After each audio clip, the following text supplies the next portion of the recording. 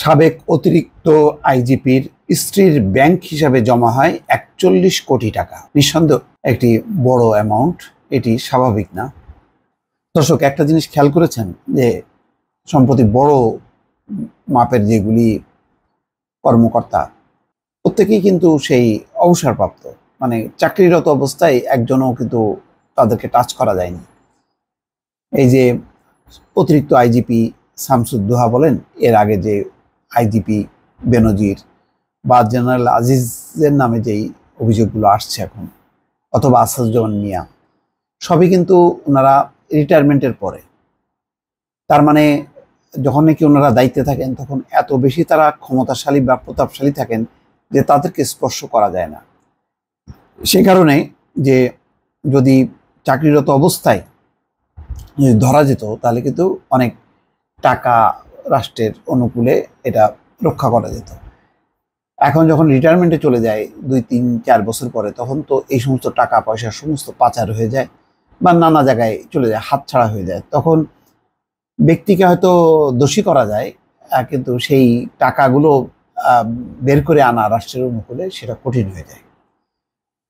কিন্তু আমাদের সিস্টেমটাই এমন যে যখন যে ক্ষমতায় থাকেন তখন তার একেবারে লৌম স্পর্শ করা যায় না। এই সব ঘটনায় কিন্তু আবারও সেটি প্রমাণিত হচ্ছে। যাই হোক, খবরটা হলো এই যে দুদক ২০১৮ সালে সাবেক অতিরিক্ত আইজিপি শামসুদ্দোহা ও তার স্ত্রীর অবৈধ সম্পদ অর্জনের অভিযোগ অনুসন্ধান করে। অনুসন্ধান শেষে জ্ঞাত আয় বহির্ভূত সম্পদ অর্জনের অভিযোগের সত্যতা পাওয়ায় মামলা করে ২০১৯ সালে। ১৯ আর আজকে হলো ২৪, এটাও লম্বা দীর্ঘসূত্রতা। পুলিশের সাবেক অতিরিক্ত মহাপরিদর্শক শামসুদ্দোহা খন্দকার ও তার স্ত্রী ফেরদৌসী সুলতানার খন্দকারের অপরাধলব্ধ আয়ের পরিমাণ ৬২ কোটি টাকা। শামসুদ্দোহার চেয়ে তার স্ত্রীর অপরাধলব্ধ আয় বেশি, পরিমাণ ৪১ কোটি টাকা, আর শামসুদ্দোহার অপরাধলব্ধ আয় ২১ কোটি টাকা। তাহলে দেখেন, দুইজনের মিলে ৬২ কোটি টাকা। এটা অস্বাভাবিক, এটা হইতে পারে না। এত টাকার মালিক যদি মানে তাদের হওয়ার যোগ্যতা বা সক্ষমতা থাকতো তাহলে তারা চাকরি করার কথা না। এটা সারা জীবন চাকরি বাকরি করে রিটায়ারমেন্টের পরে ১ কোটি ২ কোটি টাকা পাওয়া যায়, আর বেতন তো লাখ টাকার নিচে, লাখ টাকাও বেতন হয় না। তাহলে এই ৬২ কোটি টাকা এটা কিভাবে মিলাবে, কিভাবে সম্ভব?